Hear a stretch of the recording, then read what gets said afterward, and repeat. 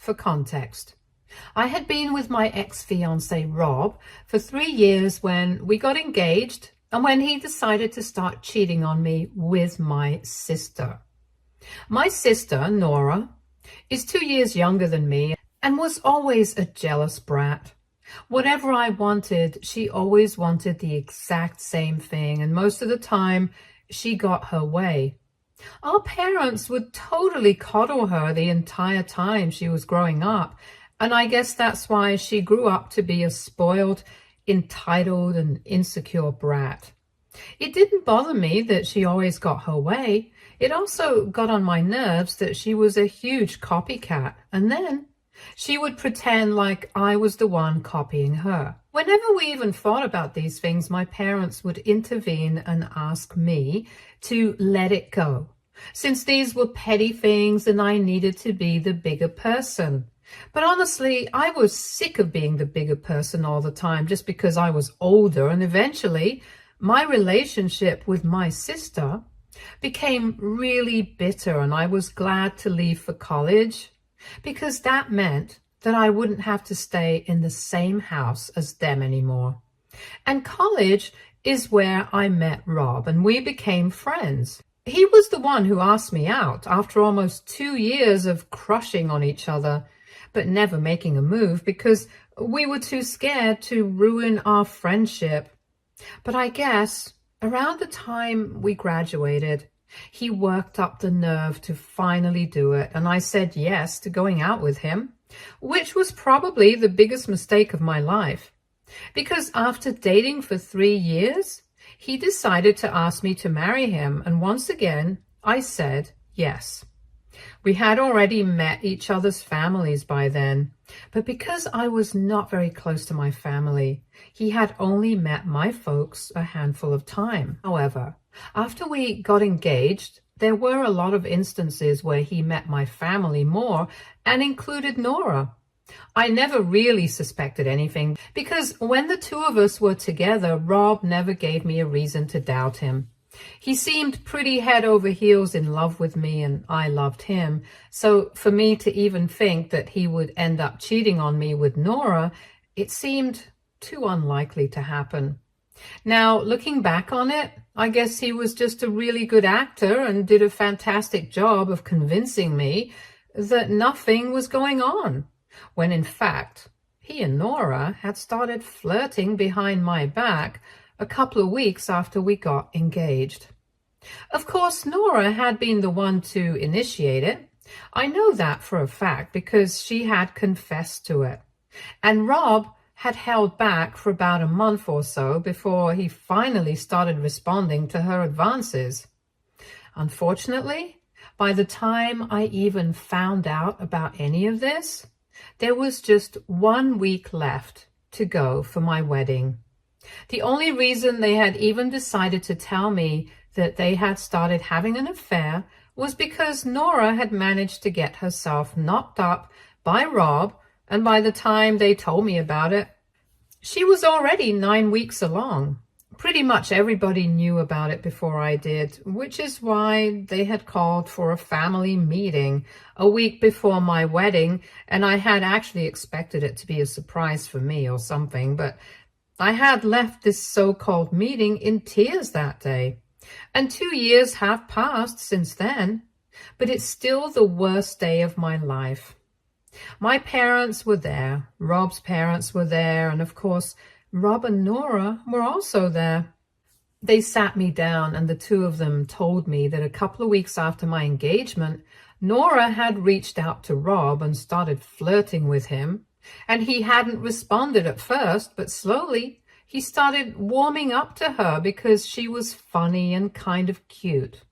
They figured that it was just a bit of harmless flirting, and at first they were just joking around, so it seemed like banter. But before they even knew it, they had started falling for each other. Nora told me that she had only started flirting with him because she felt like messing with me. But apparently, according to her claims, she did not have any actual intention of ruining our relationship or falling in love with my fiancé. And as for Rob, His excuse was that he had just started thinking about life after marriage, and this was his way of relieving the stress that he was feeling about the upcoming wedding and stuff.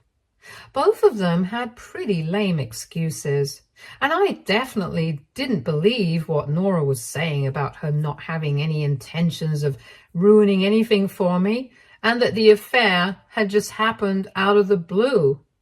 The bottom line was that my fiancé had cheated on me with my sister, and now Nora was pregnant with my fiancé's baby. Not just that, they were apparently also in love with each other and wanted to marry each other, which is why they had told their parents, and the family meeting had been called so that I could be informed. Everything had already been decided. They had just wanted to let me know about it, and it's not like I could do anything about this situation at that point, so I just had to deal with it. The families had been told the truth about a week before me, 2 weeks after Nora and Rob found out that she was pregnant, and all of them had discussed the way to go about this in the future and had come to the conclusion that I just had to deal with it because obviously Rob couldn't marry me anymore. They started to apologize to me, but that was when I decided that I had had enough. And until then, I had just been sitting quietly because I was in disbelief of what I was hearing. But when I realized that they were all telling me the truth, and this was actually happening, I lost it and I started screaming at everyone. I was really frustrated, hurt, and confused. And it all just came out at once. Most of all, I was upset with Rob and Nora because they were the main culprits here. I screamed at Rob for almost 5 whole minutes and cursed him out, and he just heard me out quietly. And then I finally addressed Nora and told her that I didn't buy any of the baloney that she had been feeding to everyone else, that she did not have any intention of ruining my relationship with my fiancé, because knowing the kind of person they were, that's probably what she had wanted all along. And now that she was pregnant with my fiancé's baby, she was probably very proud of herself. She started crying and apologizing, telling me that she really didn't have any intention of going so far and that I had every right to be mad, but she just wanted me to know that she didn't intend to do something like this. But I just couldn't take it anymore. I ended up slapping her right across her face, and then she stayed silent. After that slap, nobody had anything to say anymore, and I left. That was the last time that I saw Rob, Nora, or anybody else from my family in person. I cut all of them out of my life completely, and 2 weeks later, I heard from a couple of friends that Rob and Nora got married in a private ceremony with just their families. By then, I had made a lot of changes to my life so that I wouldn't have to run into Rob ever again. I had packed all my stuff and moved in with a friend and had even applied for a transfer to a different branch of my company so I could get away from this place for a while. It was difficult for me to completely extract myself from the situation, but within a month, I was in a different city, and at least physically, I was far away from everybody. But mentally, I was still stuck in the same place, and I started developing serious drinking problems. I went through depression, and since I was in a new city with hardly any friends and no family, there was nobody to help me out. And I didn't feel like reaching out to anyone either. Eventually, I stopped showing up at work too, and within a couple of weeks, they had fired me. But I still stayed there for about 2 or 3 months more. I stayed away from my hometown in that new city for a while, after I was laid off, just so that I could escape from everything until I finally ran out of money. I was so broke that I could hardly even afford flight tickets back home, but somehow I sold some stuff of mine and managed to scrape by to return here. By then, I had finally started to realize just how I had royally messed everything up for myself. And I didn't even have enough money to drink, which meant that I had to suffer withdrawal symptoms along with depression. In my head, I was over. But I guess there was just something in me that refused to give up that easily. So I flew back home and showed up at my best friend's house. Kylie, my best friend, had been my platonic soulmate since I was in kindergarten. And when I showed up at her house, I hadn't even been speaking to her because I wanted to forget everyone and everything. But when I asked her to help me out and broke down at her doorstep, she took me in, no questions asked. For that, I'll always be grateful, because when I couldn't turn to my own family, she was the one who looked after me. It was evident from my physical appearance that I was going through some serious problems, and she took care of me, helped me apply to new jobs, and let me live with her rent-free for almost 3 months until I finally felt healthier. She put me in touch with AA support groups and was even considering rehab, but I didn't want that. I was lucky enough to get better without rehab, and I even managed to land a decent job at a different company. I still stayed with her even after I got a job again, and she let me live with her for almost 8 months before I finally felt ready to live on my own again. And by then, I could tell that her boyfriend wanted to move in with her, and so did she. But they had been holding off on that for my sake. I didn't want her to make any more sacrifices for me, so I decided to move out after 8 months of staying with her. And even though I was still struggling to cope with everything mentally, I did feel much better, and soon enough, I was back on my feet. Almost 2 years have passed since my wedding got called off, and I have had no contact with anybody from my family since then. After I left, nobody even bothered to reach out to me, not even to apologize one last time. I wasn't close with my extended family anyway, and once I stopped speaking to my parents, I cut the rest of my family out of my life as well. And once our friends had found out what Rob had done, they had cut him off as well. So I had absolutely no clue what had been going on with them for the past 2 years. But 3 weeks ago, I heard from a couple of friends that Rob had unfortunately been in an accident and had succumbed to his injuries after fighting for his life for 4 days in the hospital. It had come as a huge shock to me, and I had even attended his funeral, but had left before anybody could spot me because in spite of everything that had happened, him and I had been close at one point in time, and I just couldn't believe that he was gone. If I'm being honest, I still haven't come to terms with it fully. It's not like I'm still in love with him or that I haven't been able to move on, but I don't know how to explain it. It's just a huge shock because nobody could ever see this coming, and it's difficult to accept somebody's passing even when you hate that person. And as if that shock wasn't bad enough, my mother showed up at my house with Nora and Rob's daughter a couple of days ago and told me that she needed to talk to me on an urgent basis.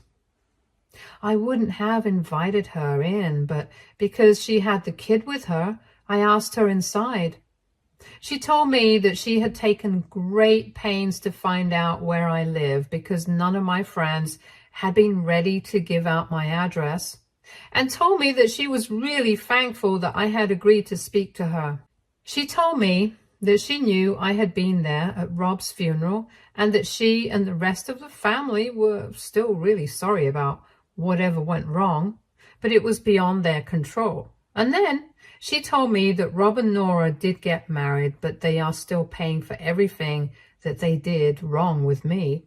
My mother then started breaking down and told me that Rob had, of course, had to pay with his life, and that had been his punishment. But what she was going through was even worse because she has not only lost the love of her life, but now she's not even sure if her daughter will ever be able to grow up experiencing the love of her parents.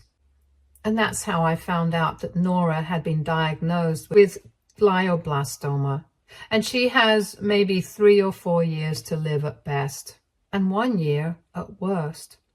She had been diagnosed about 4 months back, and even with treatment, it's very unlikely that she's going to make it because it's an aggressive form of cancer.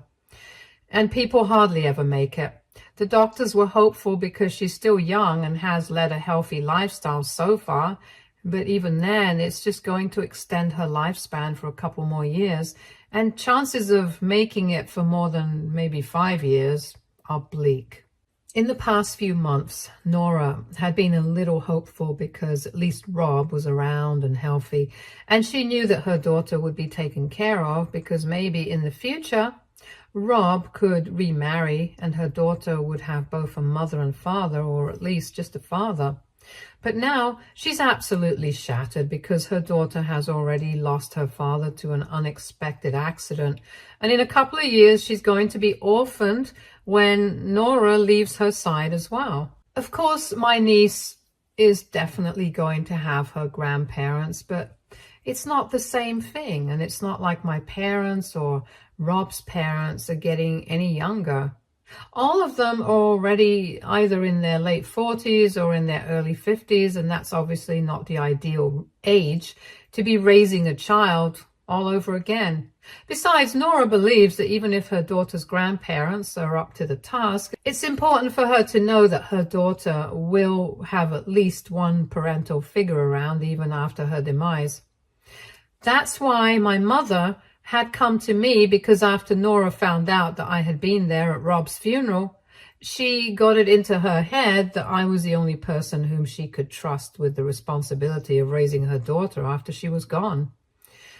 What was surprising was that even my parents and Rob's parents believed the same, and that's why my mother had come to speak to me, along with my niece, so I could at least meet her once before making up my mind. She told me Nora would have come to meet with herself, but she was already not really well, and she wasn't sure if I would even want to see her. So my mother had been chosen to speak to me on behalf of the family, because she was the only person I had a somewhat normal relationship back when I was on good terms with them. After she told me the real reason why she had come to speak to me, I had already been thrown for a curveball because I really hadn't seen that coming. And then she started insisting that I agreed to raise my niece as my own daughter after Nora passes away, and told me that they would want me to spend more time with my niece before that as well, so that we could get familiar with each other and make the phasing process a bit easier. She told me that everybody in the family agreed that this would be the best way to go about the situation. And at least Nora would have the peace of knowing that her daughter would not miss on the love of her parents after she was gone. And when I didn't say anything, because I was in shock, my mom started crying and told me to show them some mercy in spite of everything that they had done, because ultimately Nora was turning out to be quite unfortunate. And after all, my niece was still my blood. At that point, I started freaking out a little bit because it was all going too fast. And I told my mother that I couldn't just make up my mind within an hour, especially about a commitment as big as this. I told her that I needed to think about a lot of things, and it wasn't just about what had already happened in the past. Even keeping that aside, this was a huge deal. And I couldn't just agree. At first, she told me that Nora would be heartbroken if I refused, and she was already pretty depressed and she would not be able to take it well if my mother went home and told her that I had declined. My mom started pleading with me, and I told her that I just needed some time to think about it. I wasn't accepting, and neither was I declining. I just needed some time to think things over, and I really didn't want to get upset in front of my niece because she was pretty young. So I requested my mother to leave so I could have some peace and quiet. Eventually, my mother did leave, but only after making me swear that I would contact her within a week and let her know about my decision. It has already been a couple of days since then, and I still have no idea what to do. I feel terrible about a lot of things, not just whatever had happened in the past. Of course, that still hurts when I think about it, and it hurts even more when I think about what's going on with all of us right now. I'm doing well enough in my life at the moment, but thinking about Nora and everything that she has lost, I honestly think that this punishment that she has received is far greater than everything that she did wrong. I'm just totally lost right now. I don't know what to do. And it's making me feel horrible about myself, because even if I forgive Nora, I know that I'm still not ready to raise a child. So AITA for not wanting to adopt my sister's child after she passes away. Edit. My niece's grandparents are more than ready to take on the responsibility of raising her after Nora passes away, but even they agree that they are not exactly the ideal candidates. All the financial aspects of raising a child are going to be taken care of by Nora and everyone else. But that's not even what I'm worried about, because even though I can afford to be a mother right now, speaking from a strictly financial aspect, it's the emotional aspect that worries me. Ultimately, it's Nora's decision, and she, as well as everyone else, believes that I should be the one to raise my niece after Nora passes away, because I'll be able to form a maternal bond with her daughter. But the grandparents will always be just that, grandparents. I can understand where it's coming from, but I don't feel ready, and that's the problem here. Update 1. So today was the day that my mom had made me promise to get in touch with her, because 1 week has passed since she visited me. She had stuck to her promise and not tried to contact me even once during this past week, because I had told her that I needed some time to think and come to my decision, and I wouldn't be able to do that if she constantly kept badgering me. This week has been really difficult because the decision itself had been made. I just didn't know how to come to terms with it myself, or how to convey it to the rest of the family. But I had to do it for my sake and for theirs. So I just called my mother up today, invited her home, and I finally told her that I wouldn't be able to do it. I told her that I have been through a lot in my life, and right now I was just not in the kind of state of mind where I could even entertain the thought of becoming a mother, much less the mother of Rob and Nora's child. There were already a lot of emotional layers to my decision, and it was all just really complicated. So I tried to keep it as short as possible. And I just told her that I was not ready to be a mother. It was a huge commitment, and I had thought about it really long and hard, and I was just not ready. My mom's reaction was nothing short of hysterical, and she instantly started telling me that it's not like I had to commit to it right now. I still had a couple of years before Nora left, and hopefully that would be enough for me to make up my mind. But I told her that even then, I wouldn't feel comfortable trying to take her place or whatever, and it would just be really painful for me.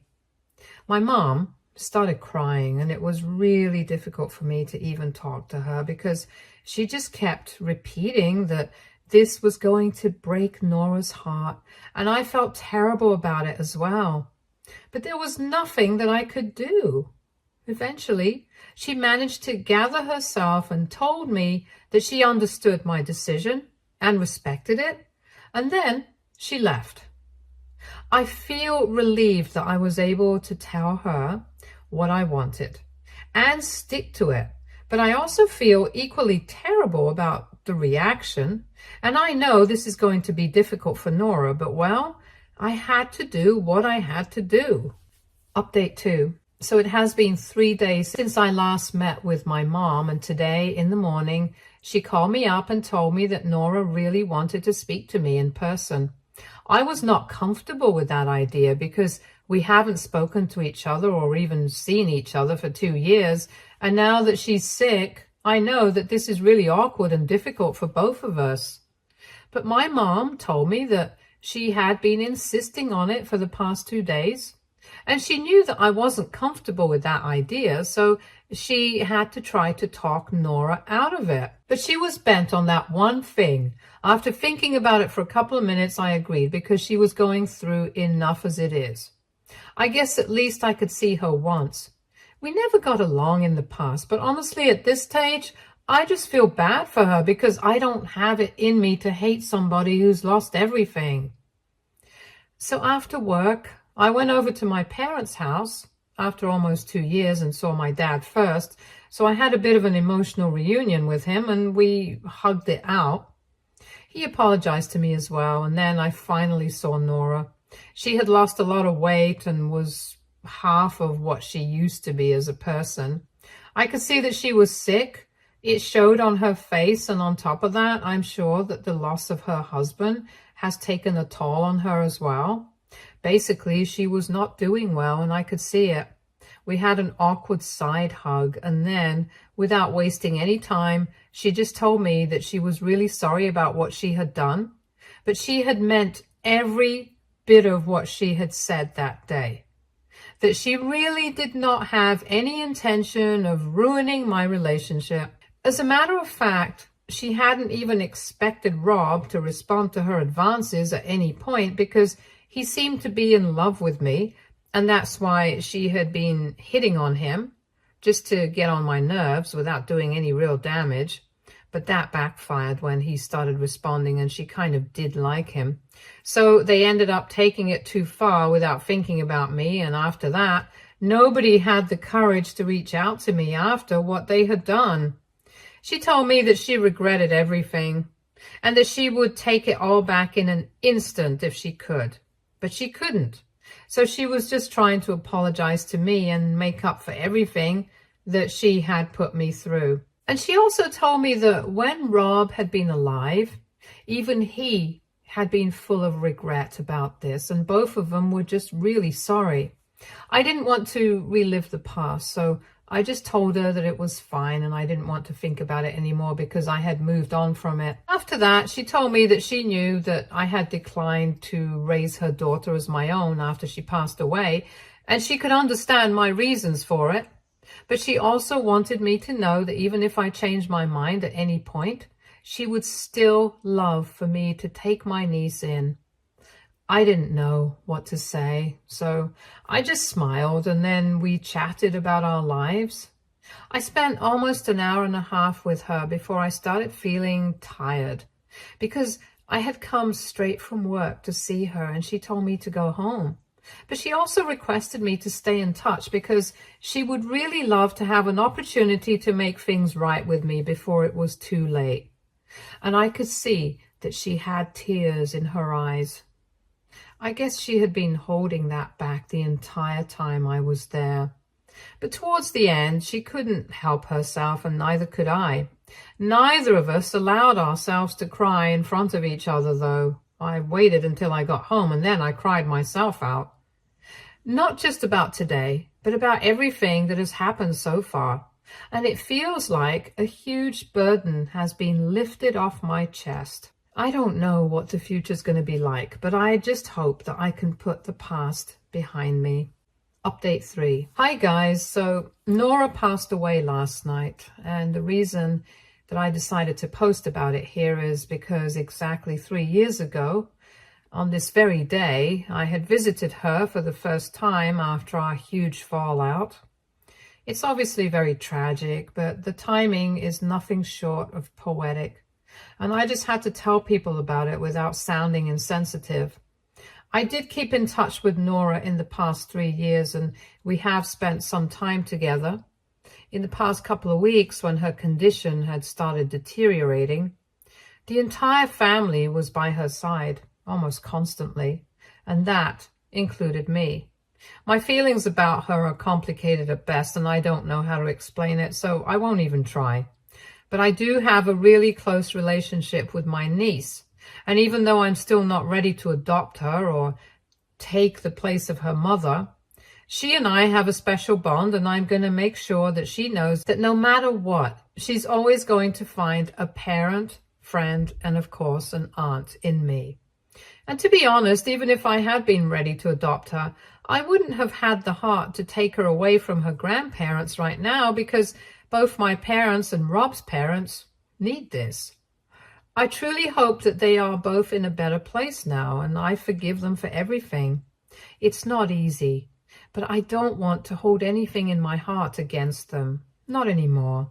So I'm letting go. Stay tuned for more stories from our girl relationships.